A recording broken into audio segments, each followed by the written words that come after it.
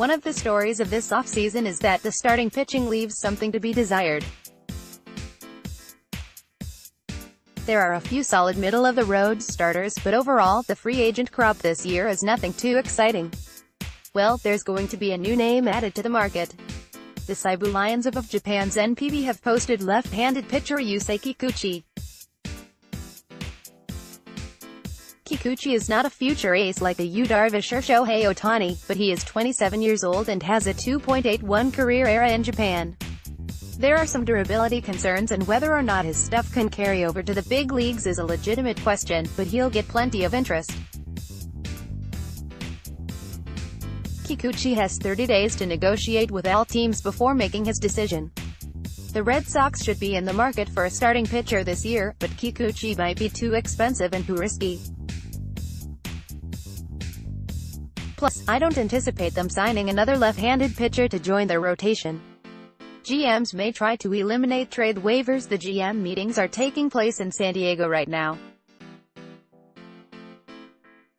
This is the unofficial start to the offseason, and the groundwork for later deals are laid here, but generally we don't get too much news from these meetings. This year, there's an interesting nugget from MLB Network's John Morosi. According to the report, GMs around the league are considering eliminating trade waivers and just making one regular trade deadline pushed back to around mid-August. First of all, this is not something GMs can do on their own. The players would have to sign off on this too, though I'm not sure if or why they would oppose it. This makes sense to me, because the August waiver trade period always seemed overly complicated and too easily gamed by other teams.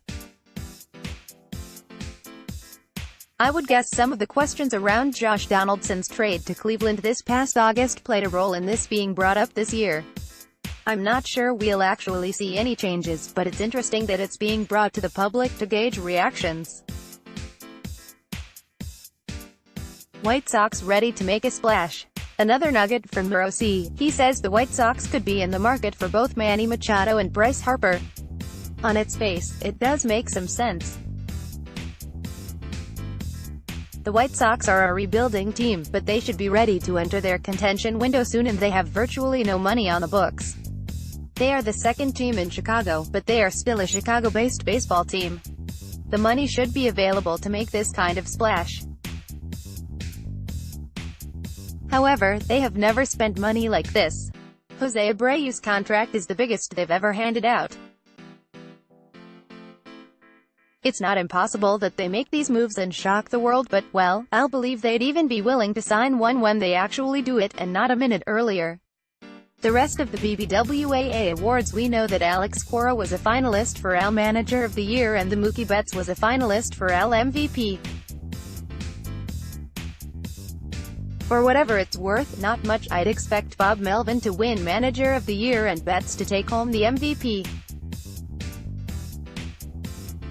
Let's take a quick look at the other awards.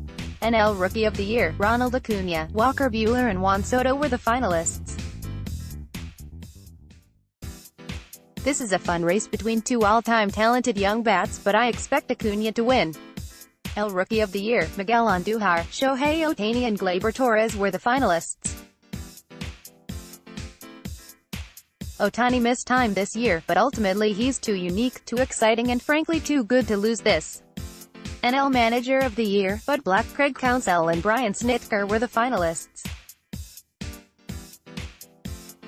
All three of these managers made the playoffs, but Counsell's Brewers had the narrative all year and I expect him to win. NL Cy Young: Jacob deGrom, Aaron Nola and Max Scherzer were the finalists. deGrom should and will win, and it probably won't be close. AL Cy Young: Corey Kluber, Blake Snell and Justin Verlander were the finalists. This is an interesting one. I could see either of the last two getting it, but I'll predict it goes to Verlander. NL MVP: Nolan Arenado, Javi Baez and Christian Yelich were the finalists. Yelich is going to win, and it's wild that deGrom didn't finish in the top three.